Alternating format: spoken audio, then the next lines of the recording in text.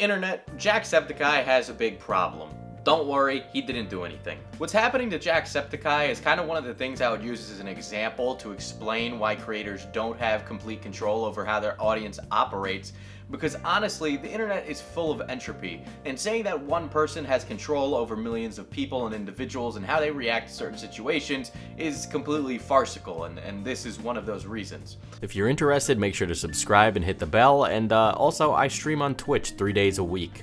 Schedule's a little off right now, but you know, go follow. So a little background on what's happening. JackSepticEye's father recently passed away. There's a great interview on Healthy Gamer GG about it. I highly recommend you watch it or listen to it. I listened to it right after like my grandmother passed. It is a weird sort of kinship and listening to another creator deal with that and how that happens. I will say for the most part that my audience, albeit it is small, was very polite and kind about it, and then there was a few people like joking about it, but whatever. It wasn't anything big and it didn't really bother me all that much. Now, JackSepticEye's father passed, and because of this, you know, he'd been dealing with a lot of things. He took a break from the internet. He's been spending a lot less time on social media, which is something I encourage you to do if you haven't tried it already. Spend about 30 days off of social media and realize how much more feng shui your life actually gets. But, you know, he's been taking a break, he's been doing this, but weirdly enough, almost completely despite everything that JackSepticEye stands for, his audience, and I will say it probably is his audience, though don't get me wrong, there are deliberate agitators, but these people have been making jokes at the expense of his father's passing. Now, this is a couple of things, and I would think that maybe me making this video might actually encourage that more, but I think there's enough of a conversation to be had here that we should have it, and I think it goes without saying that if you're a watcher of FPS Diesel, that you're not an idiot who will go do that. So if you do that, just know that I think you're an idiot. Basically, people have been making jokes about it at JackSepticEye, assuming that JackSepticEye is going to be reciprocating it. Other people are doing it because, hey, why not? And other people are doing it because they're actually just, I don't know, sadistic 12-year-olds. You know, I think it goes without saying that having to relive the trauma of losing your parent over and over again because Big Chungus 45 can't help but make the same joke that 40 other people before him have made is a bit telling of a situation, but also not a surprising one. One of the things I've noticed that I've seen when I get into the parasocial relationship thing and exploring that more, it's that idea of having a mutual kinship between the viewer and the creator leads to people thinking they can make jokes as if they were a friend. Now, don't get me wrong, I make morbid jokes with my friends. That's just something we do. That just happens, you know, it's part of our culture of talking to each other. But we have that, you know, already built up relationship that's not built around you watching me and me having no idea who you are, right? So it's okay when we make jokes about it because that's us dealing with grieving, or it's us trying to figure out what to do with ourselves after picking ourselves up from a point in our lives where we're dealing with a lot.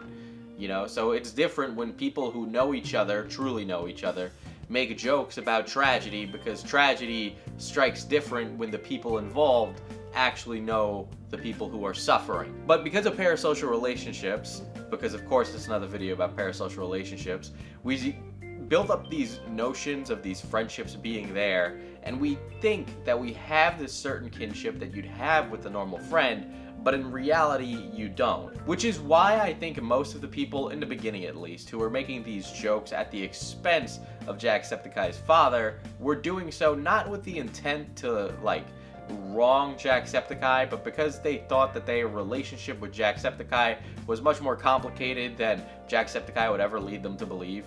Now, JackSepticEye has gone out of his way to try and squash this kind of behavior in his audience, to try and mitigate the stan culture and stop these things from becoming an issue. But you know what? The thing is that a lot of these cultures and these communities that build up around a certain person can happen completely devoid and against the wishes of a creator without any input from them whatsoever. We have tons of communities online about creators that creators don't even know about. There are communities about me and people I used to hang out with that exist to this day, that exist in complete isolation from the actual content being produced. It's very strange when you read a lot of this stuff. It kind of goes to the point of it almost being its own alternate universe. It's very strange, especially when you read like about the people I used to hang around. So it's very odd just to watch it unfold. But you know, this is what I'd probably use as an argument to explain how creators do not have control. I mean, we've seen Jacksepticeye tackle this topic before, and I mean, he's done a pretty good job of laying out what is and isn't okay. He has, you know, gone up against how fans have been making weird fanfics of him, things that he would consider emotionally damaging to himself, and definitely tried to mitigate these things by taking breaks from the internet to focus on himself. But lo and behold, what do we see? Oh, examples of people doing it anyway. Which I think is a pretty easy example to, you know, point forward to people like these journalists that all say that, hey, you have control over everything your audience does. The reality of it is that the audience will think it's knowing what's best for you, acting out in your name, but you could have no say in it whatsoever. So where do we go from here? And if you're a creator or thinking about getting into this field, what are things you could do to actually make sure stuff like this doesn't happen?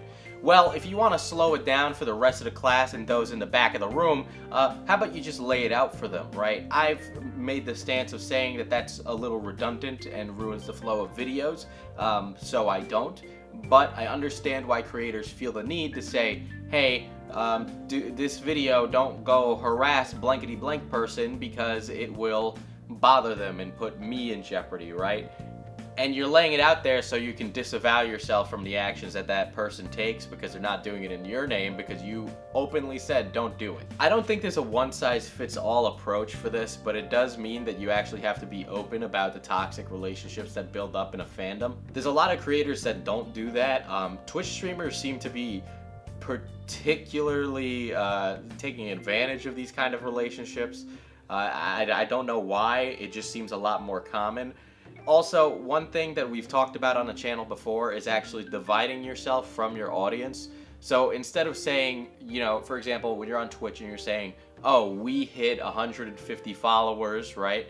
Say, I hit 150 followers, thank you for supporting me, right? You can still give gratitude, but don't make it as if you are all part of a team, because the reality of it is that these people don't know you, they don't know what's going on, and they only see the streams that happen for like 3 hours a day each day, right? Same thing for when you make YouTube content, right?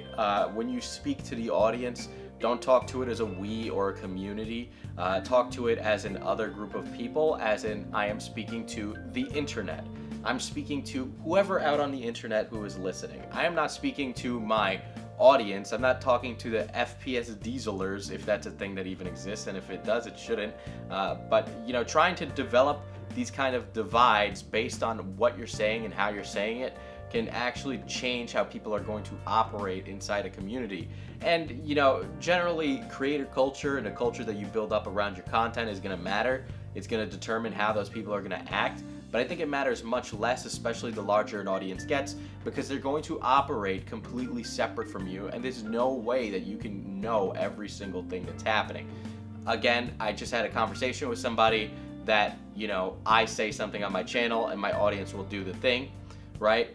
But when I do a video on someone, I'm not saying go attack them, right? That should be pretty obvious. We're looking at something, we're critiquing something, we're telling the news of something. And the reality of it is that I have 178,000 subscribers.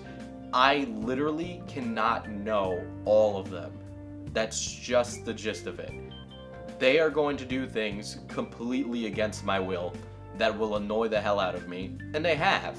And to be honest, sometimes the internet, the people in my comments, say really stupid things, and then I just have to sit there and go, I don't know why you're here. So I guess for the end of this video, I'd like to open it up more to the audience. Have you been involved with a community that operates completely independent of a creator? I think the K-pop community is a great example of this, where a lot of these young people impart a lot of personality traits onto K-pop stars that they don't even know. And then they do things in the name of that K-pop star that the K-pop star doesn't know and probably wouldn't approve of. What kind of examples can you think of in, you know, the internet and creator communities that would be a good example of this? And while we've covered exactly, you know, things that you can do, what are some things that you don't hear me saying that you think would be a great addition to the list of things that I could be saying to, you know, either stop this, or what would be good tips you think you could give to creators?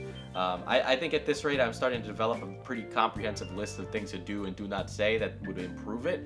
But like somebody at Jacksepticeye's size, at what point do you have to really just put your hands up in the air and go, these people, I don't control them. They are completely separate of me. You know, so what are things that would be more reasonable, right? I would say. I honestly think that Jacksepticeye has, there's nothing he can do, and I would just say if you're one of those people who's made those jokes, to don't make those jokes again, and, you know, just be a normal person who doesn't joke with strangers about their dead relatives. I don't know. Seems like an easy one, right? Anyway, guys, a little bit of a quick video today. Kind of busy with this Yandere dev stuff, which I'll give you guys an update on in a little bit. But I am probably going to be interviewing him. So stay on the lookout for that. Take care, guys. Be well, and don't be stupid on the internet.